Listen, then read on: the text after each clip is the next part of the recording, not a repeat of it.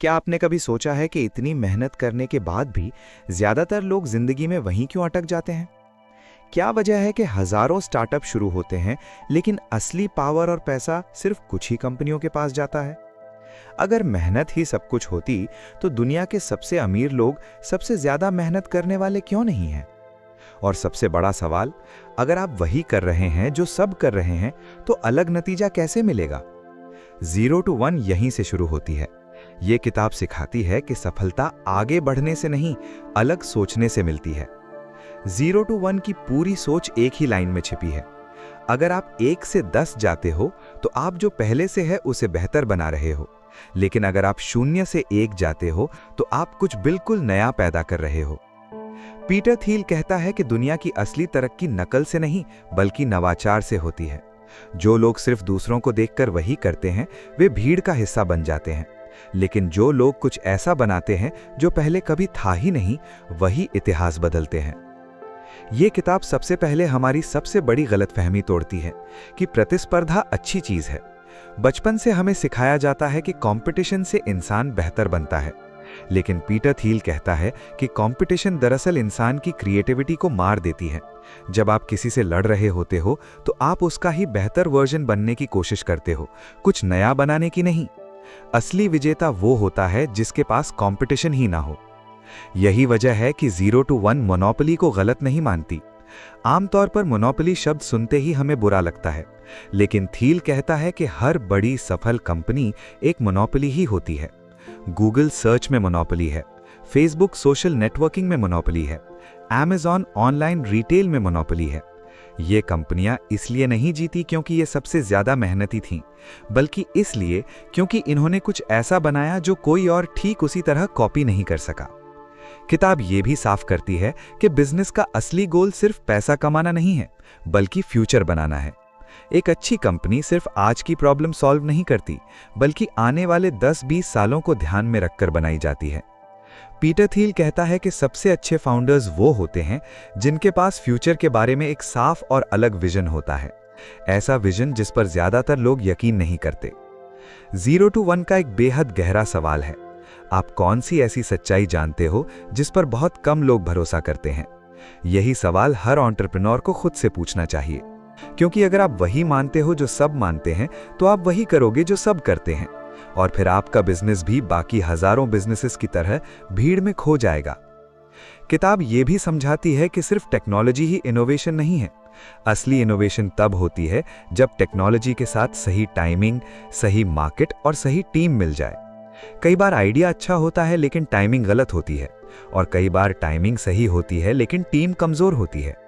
0 to 1 कहती है कि स्टार्टअप कोई लॉटरी नहीं है, ये स्किल है जिसे सीखा जा सकता है। पीटर थिल टीम पर बहुत जोर देता है। वो कहता है कि एक खराब टीम के साथ शानदार आइडिया भी फेल हो जाएगा, लेकिन एक शानदार टीम औसत आइडिया को भी कामयाब बना सकती है। यही वजह है कि शुरुआती फाउंडर्स का रिश्ता शादी जैसा होना चाहिए। अगर शुरुआत में ही ईगो, ट्रस्ट इश्यूज और विजन का टकराव है तो कंपनी आगे चलकर जरूर टूटेगी। किताब ये भी बताती है कि सेल्स और मार्केटिंग को अंडर एस्टिमेट करना सबसे बड़ी भूल है। ज्यादातर लोग सोचते हैं कि अगर प्रोडक्ट अच्छा होगा तो वो अपने आप बिक जाएगा, लेकिन सच्चाई ये है कि दुनिया का सबसे अच्छा प्रोडक्ट भी बिना सही मार्केटिंग के मर सकता है। सेल्स कोई गंदी चीज नहीं है, बल्कि ये उस वैल्यू को लोगों तक पहुंचाने का तरीका है जो आपने बनाई है। 0 to 1 में फेलियर को लेकर भी एक अलग सोच दी गई है। ये किताब कहती है कि ब्लाइंडली फेल करना और उसे एक्सपीरियंस कहना बेवकूफ़ी है। असली सीख टारगेटेड फेलियर से आती है, जहां आप समझते हैं कि क्या गलत हुआ और क्यों हुआ। हर फेलियर आपको आगे नहीं बढ़ाता, कुछ फेलियर्स आपको वहीं रोक देते हैं। पीटर थिल ये भी कहता है कि स्टार्टअप का गोल जल्दी पैसा कमाना नहीं होना चाहिए। अगर आपकी सोच सिर्फ एग्जिट पर टिकी है तो आप लॉन्ग टर्म वैल्यू कभी नहीं बना पाओगे। सबसे अच्छी कंपनियां वही होती हैं जो शुरू में पैसे के पीछे नहीं भागती, बल्कि प्रॉब्लम सॉल्विंग पर फोकस करती हैं। पैसा अपने आप फॉलो करता है। किताब फ्यूचर के बारे में एक कड़वी सच्चाई बताती है। आज की दुनिया में ज्यादातर लोग फ्यूचर को लेकर पेसिमिस्टिक हैं। उन्हें लगता है कि आने वाला समय बस थोड़ा सा बेहतर होगा, बहुत अलग नहीं। यही वजह है कि ज्यादातर लोग सेफ जॉब्स, सेफ बिजनेसेस और सेफ आइडियाज चुनते हैं।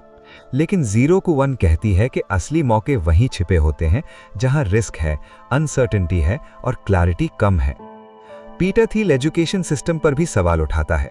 वो कहता है कि कॉलेजेस हमें आंसर्स नहीं बल्कि कंपटीशन सिखाते हैं। हम ग्रेड्स, रैंक्स और प्लेसमेंट्स के पीछे भागते रहते हैं, लेकिन ये नहीं सीखते कि खुद से कैसे सोचा जाए। 0 to 1 हमें फिर से सोचना सिखाती है, इंडिपेंडेंट थिंकिंग। किताब का एक बहुत पावरफुल मैसेज ये है कि हर व्यक्ति अपने जीवन में 0 to 1 कर सकता है। ये सिर्फ स्टार्टअप्स तक सीमित नहीं है। अगर आप अपनी सोच बदलते हो, अपने काम करने का तरीका बदलते हो और भीड़ से हटकर निर्णय लेते हो, तो आप भी अपने जीवन में 0 से 1 की यात्रा शुरू कर सकते हो। जो लोग इंतजार करते हैं वे दूसरों के बनाए हुए भविष्य में जीते हैं, और जो लोग साहस करके कुछ नया बनाते हैं वही तय करते हैं कि दुनिया कल कैसी होगी। असली बिजनेस वही है जहां आप किसी ऐसी जगह पर पहुंच जाओ जहां बाकी लोग अभी पहुंचे ही नहीं हैं। यही वजह है कि सबसे बड़ी कंपनियां शुरुआत में छोटी और अजीब सी लगती हैं। लोग उनका मजाक उड़ाते हैं, उन पर भरोसा नहीं करते, क्योंकि वे वर्तमान को देखकर भविष्य का अंदाजा लगाते हैं। 0 to 1 हमें ये भी सिखाती है कि एक ग्रेट बिजनेस अचानक नहीं बनता।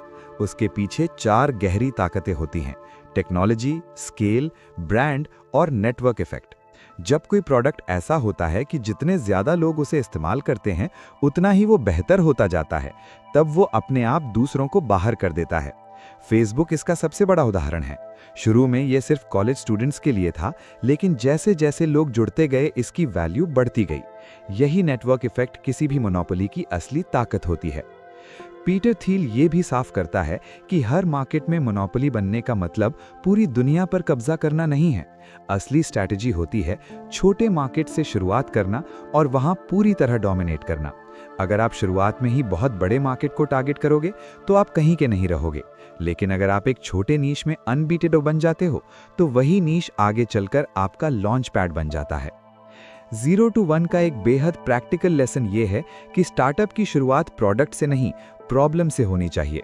बहुत से लोग पहले आइडिया के प्यार में पड़ जाते हैं और फिर जबरदस्ती मार्केट ढूंढते हैं, लेकिन सही तरीका ये है कि आप पहले ऐसी प्रॉब्लम खोजो जो सच में दर्द देती हो, और फिर ऐसा सॉल्यूशन बनाओ जो कम से कम 10 गुना बेहतर हो। अगर आपका प्रोडक्ट एग्जिस्टिंग सॉल्यूशन से सिर्फ थोड़ा सा बेहतर है तो लोग स्विच नहीं करेंगे।